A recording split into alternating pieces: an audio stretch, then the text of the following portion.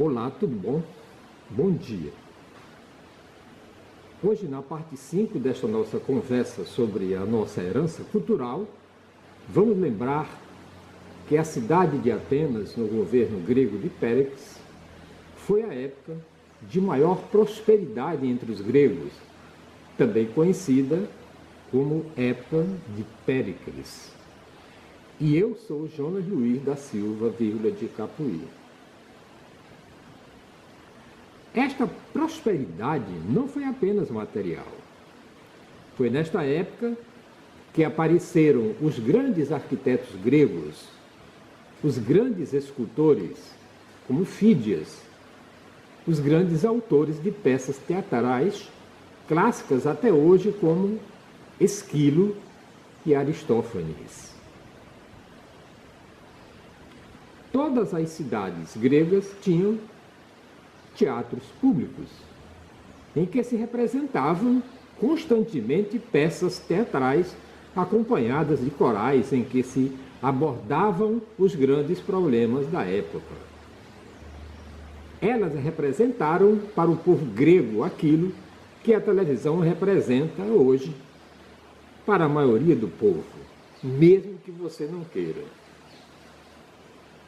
Foi nesta época e quem entrou em Atenas, o primeiro filósofo, chamado Anaxágoras. Até aquele momento, a filosofia somente se tinha desenvolvido na Grécia Anatólia, originalmente, e no sul da Itália, por obra de Pitágoras. Anaxágoras entrou em Atenas, vindo da Anatólia, fixou residência durante algumas décadas na cidade e teve como discípulo o próprio Péricles, até ser expulso da cidade por um julgamento popular.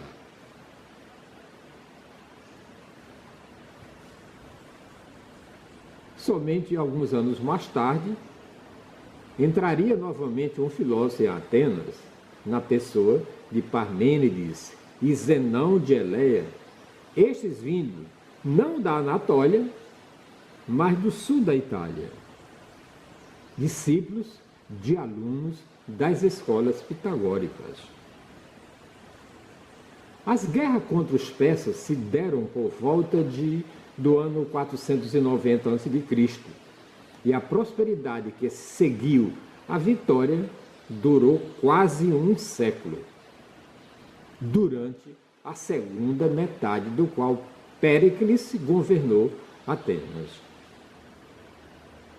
Por volta do ano 400 a.C., a cidade de Esparta, com receio do poderio ateniense, começou uma guerra que se estendeu durante cerca de 30 anos entre Esparta e Atenas e ficou conhecida com o nome de Guerra do Peloponeso.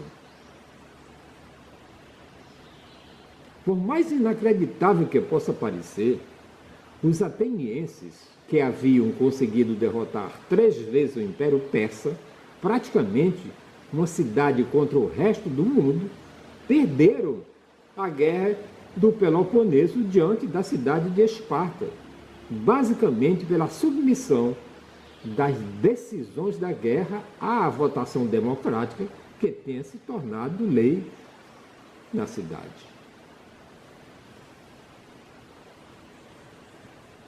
Tal como na guerra anterior, que teve em Heródoto, seu historiador, a Guerra do Peloponeso foi narrada em livro pelo general Tucídides, que em sua infância havia passado longas horas ouvindo em praça pública a narração dos livros de Heródoto, pela boca do seu autor.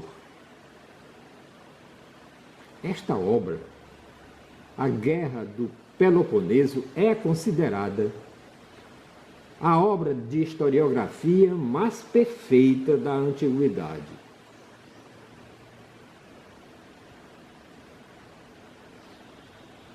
Alguns anos antes da Guerra do Peloponeso, entraram em Atenas, vindo do sul da Itália, 2 filósofos chamados Parmênides e Zenão, como a gente já falou, E ambos tiveram profundos debates com um jovem ateniense chamado Sócrates, homem pobre, filho de uma parteira.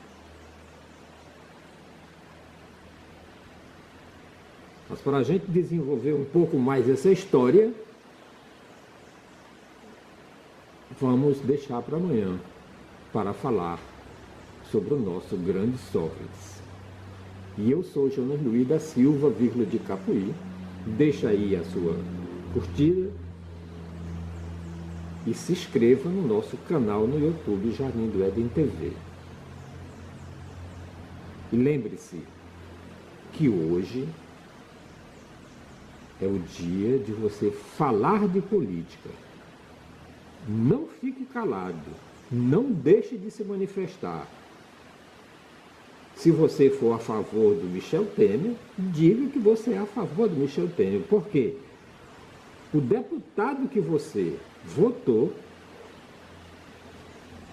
o seu representante lá no Congresso Nacional, lá na Câmara dos Deputados, está sendo comprado com o seu dinheiro pelo maior ladrão que já sentou na cadeira de presidente da República Federativa do Brasil de todos os tempos. Não se engane. O presidente Temer não está comprando voto dos deputados com o dinheiro dele. Está comprando com o seu.